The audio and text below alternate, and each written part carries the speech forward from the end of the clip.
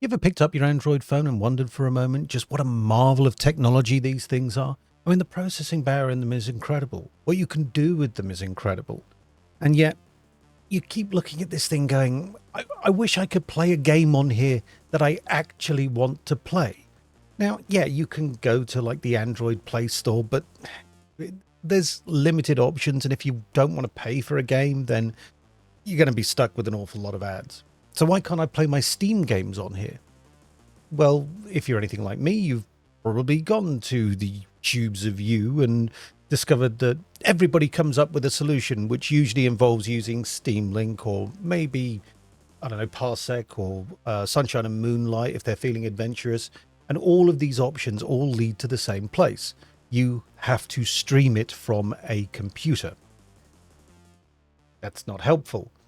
What if you're not at your computer to turn it on to stream it to your phone? What if you're out and about? What if you just want to play a Steam game directly on your phone with no other machine involved? Well, I think it's safe to say that you might be interested to see that I'm able to do this.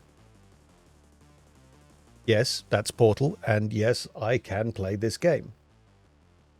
So how am I playing that directly on my phone? Let's find out.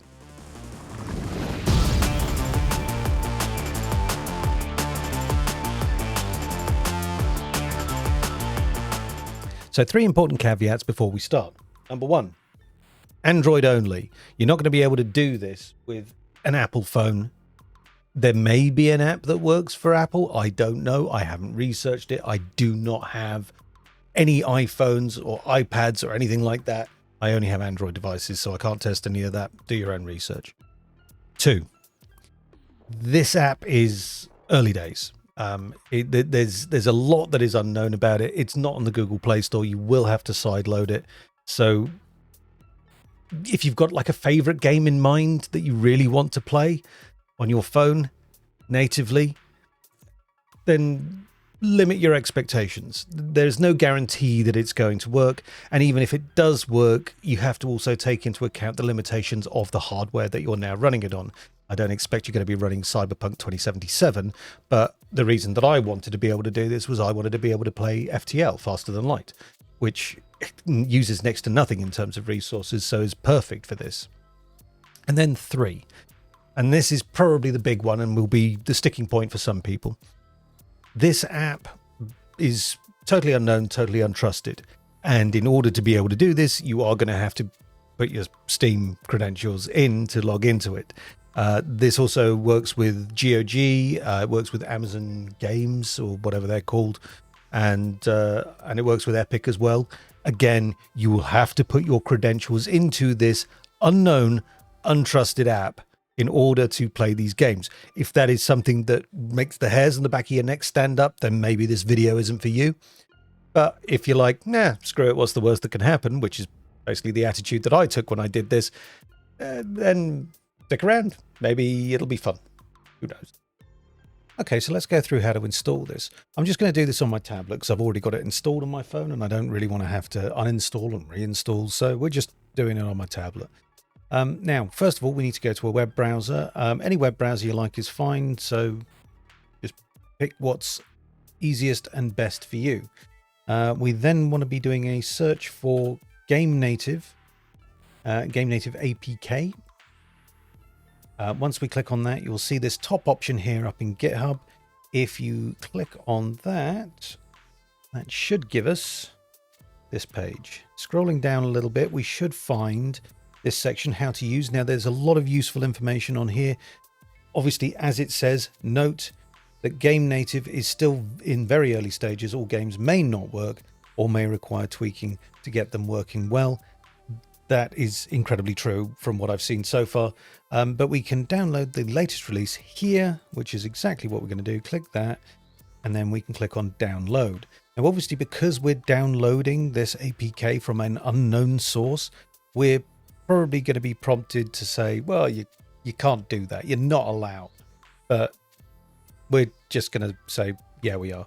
So here we go. We've got the option to open. We're going to click open. And this is where it'll offer us the option to install. Click install, and then any second now, it's going to throw a hissy fit. Unsafe app. Now it does say that this was built for an older version, but we can go ahead and click details and click install anyway. From there we should put in fingerprint or something like that so that we get confirmation. Now it should install. Brilliant. The app has installed. Okay, now we can say open and we should see the app itself. Here we go. Okay, so allow Gamenative to send you notifications. I mean, that's up to you. Personally, I just typically don't bother with that kind of stuff. But we do want to try and get into our Steam account. Obviously, you've got multiple different ways of doing that. I'm going to blur out the QR code there because I don't want chaos to ensue. But in theory, I can take my phone, go to my Steam account, go to Steam Guard, scan the QR code, and that hopefully log me in. Sign into Steam. Here we go.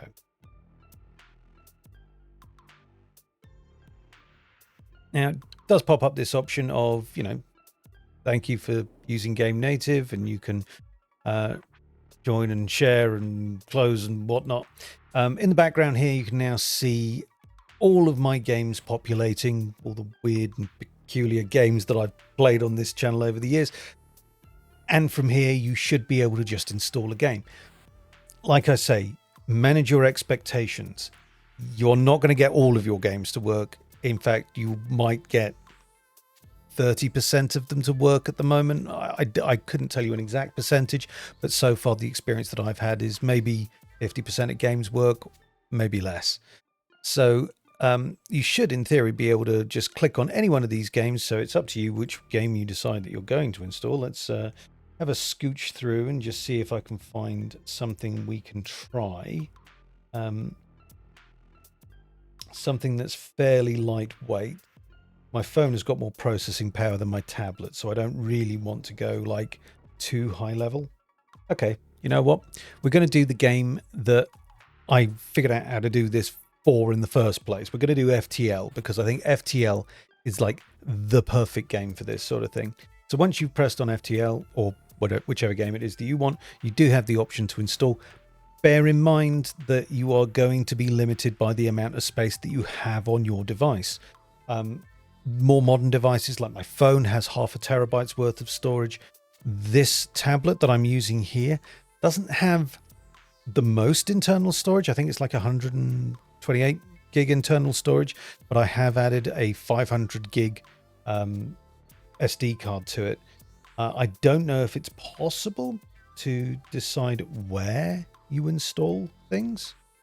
Maybe not, but we can now just click on install, and we will also allow that. Obviously it says it needs access to your photos, videos, music, audio, and other files. Basically it just needs access to your internal storage because it needs to be able to save the game somewhere.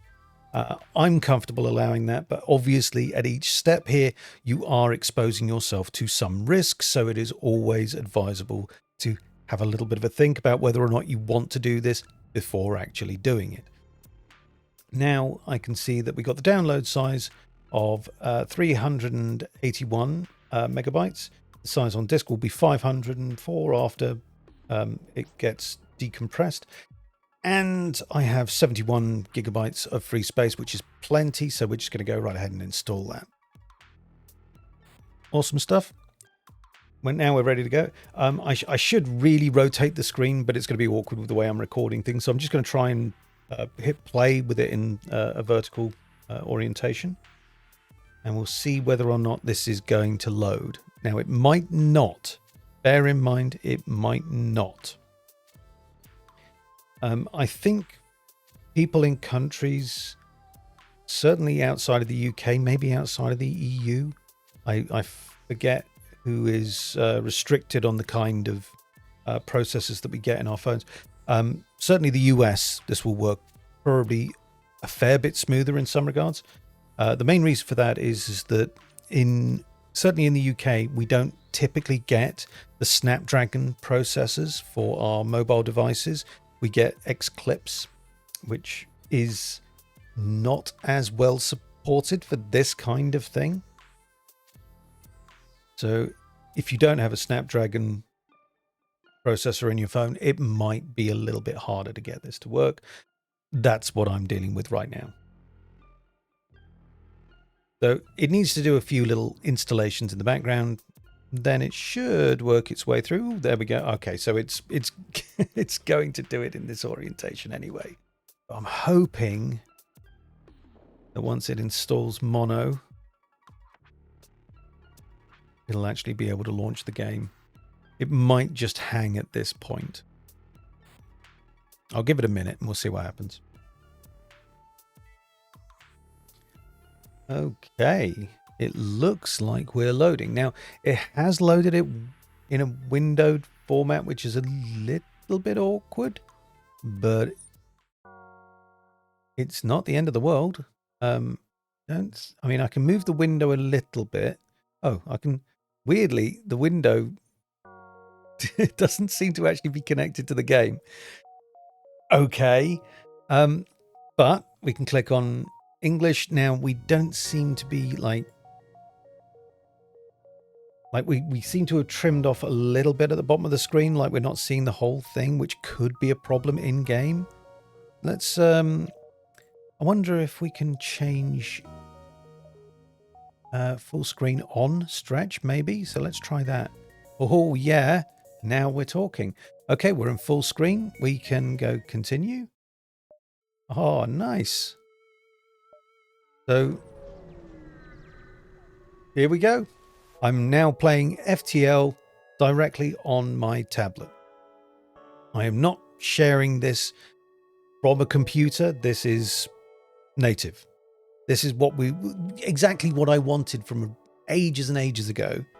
It was just to be able to play this game directly on the tablet. Now, you're going to have to bear in mind that actually, when we're talking about the controls, let me just bring the tablet up in front of me. When we're talking about the controls, what we've got is a pointer, which does work. So anywhere you touch on the screen, you will start dragging the pointer. You are not tapping on the thing that you want to click on. You are moving the pointer to be on the thing that you want to click on, and then from there you can do what you need to do. So I'm fairly happy with the way that this has turned out. We should be able to power up our weapons if we need to. Yeah, this is great. We can choose another jump point. Now, the only problem with this particular game is that you will need to be able to do things like press spacebar to pause, or a middle mouse click will pause it. Without a mouse, I do not have the option of doing that. Without a keyboard, I do not have the option of doing that. So you may want to invest in something like a small foldable keyboard is something I'm really considering getting so that I can play around with this. But I do have like a little Bluetooth keyboard, which will do the job in the meantime. So really what this comes down to now is try downloading a few different games, see what happens. Maybe some of them are going to work, maybe some of them won't. It might be a bit hit and miss. Like I say, Portal I've definitely had working, FTL I've definitely had working, and there's any other number of games out there that will almost certainly work. Remember the limitations of the hardware that you're working on. Don't be going around downloading Cyberpunk 2077. Even if you can get it to fit on a device like this, you're probably going to be in for a rough time trying to play that.